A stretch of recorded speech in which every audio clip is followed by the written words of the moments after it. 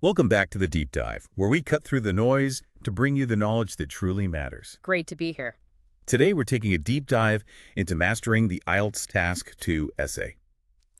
If you've ever stared at that blank page, sort of wondering how to craft an essay that doesn't just tick the boxes, but really genuinely stands out, well, you're in exactly the right place. Our roadmap for this is Ryan Thomas Higgins' guide, IELTS Academic and General Task 2, How to Write at a Band 9 Level. It's packed with insight. It really is. And our mission today, to pull out the most impactful strategies, the really useful nuggets from this guide.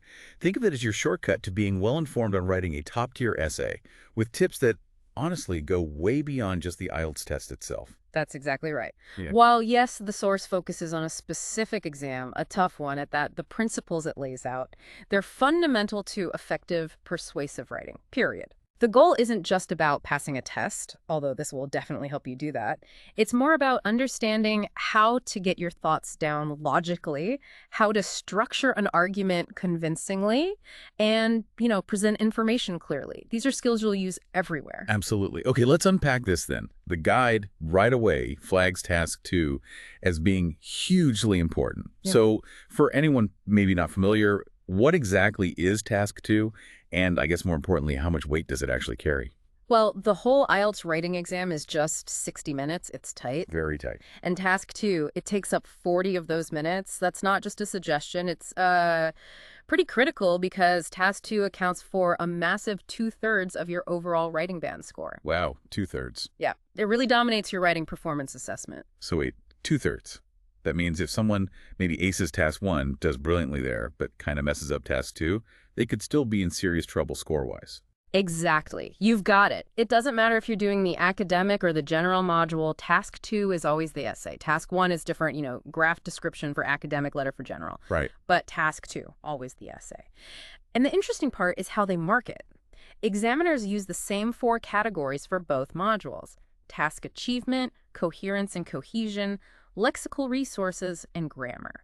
And crucially, they're interdependent. Interdependent. Okay, so not just 4 separate boxes to tick. They actually, affect each other. Precisely. They're very much linked. For instance, if your grammar is weak, maybe lots of errors, it can really pull down your coherence score because the examiner just struggles to follow your train of thought. Oh, okay. Makes sense. So quick definitions. Task achievement, that's about how well you answer the actual question, using relevant examples, reaching logical conclusions, having a clear theme, a clear position. It's about real analysis, not just skimming the surface. Deeper than just summarizing. Exactly. Then coherence and cohesion, this is all about flow. How logical is your message? Are your sentences clear? Do your ideas link together smoothly? Within sentences, between sentences, across paragraphs. The blue holding it together. That's a good way to put it. Yeah. Then lexical resources, basically, your vocabulary. Are you using words accurately? Is your vocabulary relevant to the topic? Do you show a good range without sounding like you just swallowed a thesaurus? Right, it needs to sound natural. Exactly. And finally, grammar. Accuracy is key. The source mentions that for band 7 or higher, at least half your sentences need to be grammatically perfect. 50%. That's a high bar under pressure. It is. But understanding these 4 categories, how they connect, it's like having the examiner's checklist before you even start writing. It's a huge advantage. Okay, so understanding the criteria gives you the target. But what about actually writing the thing? The guide really hammers home that the easiest way to score well is using a solid essay format. It even breaks it down simply. Sentence, paragraph, essay. Yeah, the building blocks. And the core purpose, it says, is to persuade the reader of a position on a topic. Needs logical writing. And that's where the recommended structure comes in. The guide suggests a specific 4-paragraph, 15-sentence structure. It sounds quite prescriptive, but it's designed to hit that sweet spot of 250, 275 words and inherently build a strong, cohesive response. 15 sentences exactly. Or is that a guideline? It's a strong guideline, a target. Let's walk through it. Paragraph 1 is the introduction, background statement, then a detailed background 1, your thesis super important, and an outline sentence. 4 sentences total. Okay. Paragraph 2 is your first supporting paragraph. Topic sentence stating your point, an example to back it up, discussion explaining the example, and a concluding sentence for that paragraph. Again, 4 sentences. Right. Paragraph 3, the second supporting paragraph, mirrors the first one. Topic, sentence, example, discussion, conclusion, 4 more sentences. Okay, so that's 12. Exactly. And finally, paragraph 4, the conclusion. A summary of your points, a restatement of your thesis, and then a prediction or recommendation. 3 sentences here. Totals 15. That is a very specific blueprint. Is it really like stick to this no matter what for the best score? Or are there times you might adjust it? For the IELTS exam environment, sticking close to this structure offers huge advantages. First, it saves precious time. You're not umming and ahhing about how to organize things. True, time is everything. Second, the structure itself inherently builds cohesion across the essay. That directly helps your coherence and cohesion score, which in turn often boosts task achievement because it encourages a well-developed response. Okay. And honestly, just knowing you have a clear plan, that's a massive confidence booster when you walk into that exam room. It takes away a lot of the what do I do now panic. This structure is really your friend under pressure. Right, that makes a lot of sense. Okay, this next bit feels critical. Before you even think about writing paragraph 1, sentence 1, Yeah. you have to understand the question properly. The source highlights 3 things to look for in the prompt. What are those? Absolutely crucial step. First, identify the keywords. These are the main topics, the boundaries of your essay. For instance, if the question is, technology is becoming increasingly prevalent, will completely replace the teacher. Do you agree or disagree? Your keywords are technology and education, or teacher. So you stick to those themes, no tangents. Precisely. Don't start talking about technology in, say, healthcare. Stay focused. Second, look for qualifying words. Qualifying words, like what? These show relationships or opinions within the question. In that example, increasingly prevalent tells you about the trend of technology. Completely replaced defines the specific relationship being proposed between tech and teachers. It's absolute. Ah, okay. So words like some, often, completely, always. Yeah. They really change the meaning. Exactly. The source lists others too, like despite this showing contrast or beneficial indicating support, they add the nuance. And third, the most important perhaps, the action words. All right, these tell you what you actually need to do, like discuss versus agree, disagree. Yeah, precisely. They're the instruction.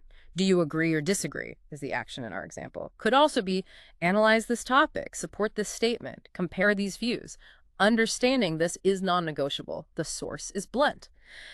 A misinterpreted question can instantly cause a student's writing to drop several bands. Ouch. So how do you make sure you've got it right? Mentally reword the question. It forces you to process it properly. So technology will completely replace the teacher. Do you agree or disagree? Becomes something like, my task is to state whether I agree or disagree that teachers will be fully replaced by technology soon. Makes it crystal clear what you need to argue. Okay, analyze the question thoroughly. Keywords, qualifiers, action words. Then rephrase. Got it. So once you've done that, it's thesis time. The guide calls this the most important sentence in the entire essay. Why so much weight on just one sentence? Because it's your direct answer to those action words. It's the sentence that connects everything you're about to write back to the specific question asked. If your thesis misses the mark, the whole essay drifts off topic, no matter how well written the rest is. So it anchors the whole thing. Perfectly put.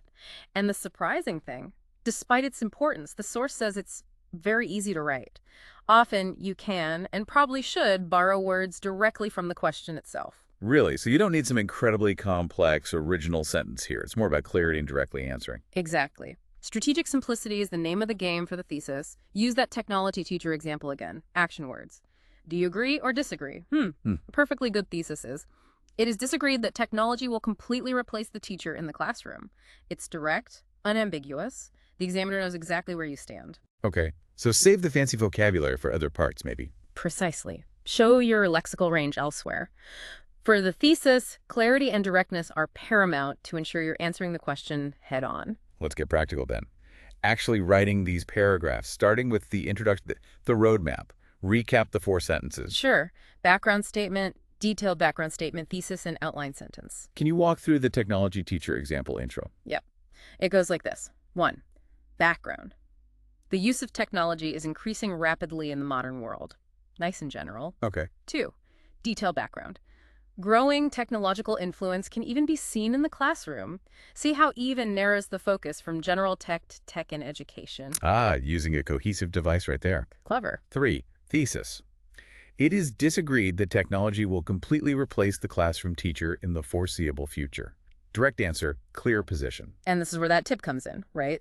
The guide says you should pick the position agree or disagree, support or refute. That's easiest for you to argue and write about well. It's strategic. Absolutely. It's about maximizing your potential score. Which side gives you more points to discuss logically and clearly, maybe with examples you can think of quickly? Which side lets you use grammar and vocabulary you're more comfortable with? For the tech teacher question, arguing against replacement is often easier. You can talk about human interaction, motivation, adapting to needs. Right. Which leads to the last sentence of the intro. Exactly, the outline sentence. Analyzing the inability of a technology-driven teacher to both cater to student learning needs and instill motivation will show this. It clearly tells the examiner. These are the two main arguments I'm going to develop in my body paragraphs. Sets the roadmap. Perfect. Okay, now the body paragraphs, the supporting paragraphs. This is where you prove the thesis using, as the guide says, real and factual information. Same 4 sentences again. Topic, example, discussion, conclusion. What counts as a real example? The source stresses using things that are real and tangible. Think specific companies, products, maybe famous people, historical events, cultural traditions. Even relevant personal experiences can work if framed appropriately. They make your points concrete, believable. Okay, but what if you just blank? Yeah. You're in the exam, timer ticking, and you can't think of that perfect historical event or specific company. Yes. The panic moment. And here's where the guide offers a massive piece of reassurance. It says, quite directly, if you find yourself in the exam room and unable to come up with a fitting example, make one up. Make one up. Seriously. Seriously.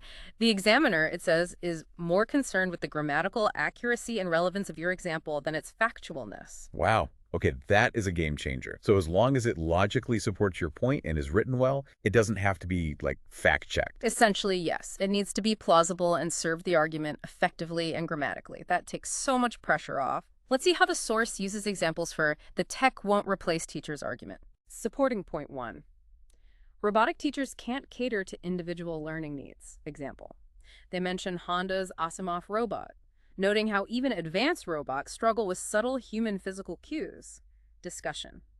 This illustrates that AI can't really adapt dynamically to the complex, ever-changing needs of students in a real classroom. Right, connects the specific example back to the broader point. Exactly. Then supporting point 2. Robotic teachers can't motivate students. Example. They reference an American scientific theory of education, perhaps a real one, perhaps plausibly constructed, stating children learn faster with an emotional connection to the teacher. Discussion. Machines can't form that bond. I see how each sentence builds. State the point, give evidence, explain the link, conclude the paragraph's thought. It's like a mini essay within the essay. That's a great way to think about it. Each supporting paragraph is a self-contained argument proving one aspect of your thesis. Okay, let's talk about the glue. Again, coherence and cohesion. Oh. We know they're important marking criteria, but what do they actually mean in practice? Good question. Coherence is basically about logic and clarity.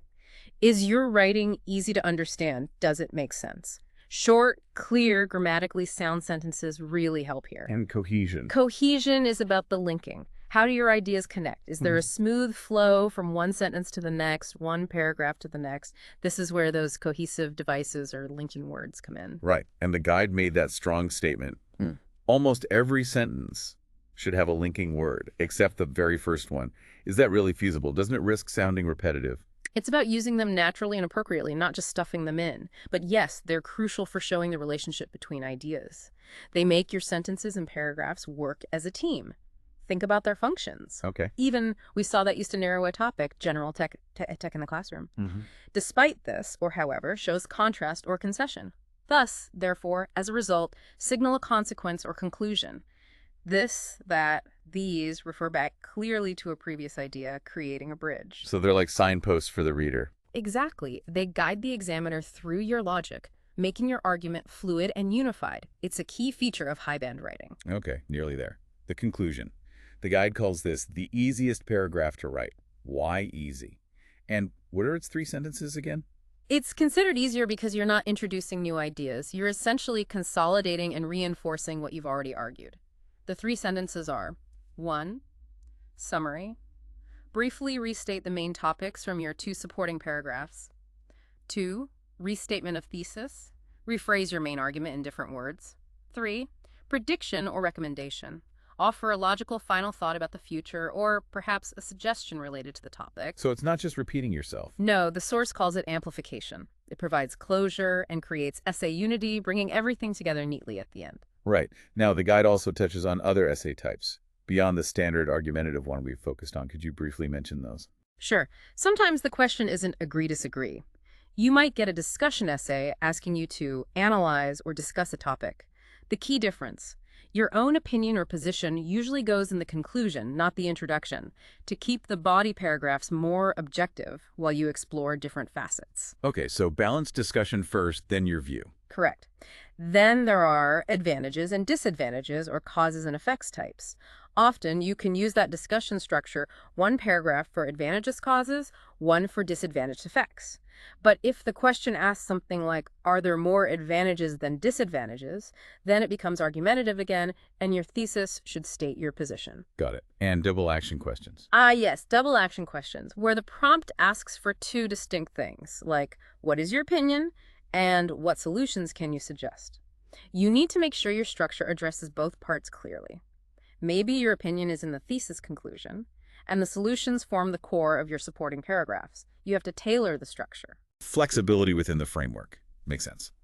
Okay, let's finish with some quick-fire practical FAQs from the guide. Word count is longer, always better for Band 9. No, absolutely not. 250 words minimum. If you hit all the marking points excellently in 260 words, that's a Band 9.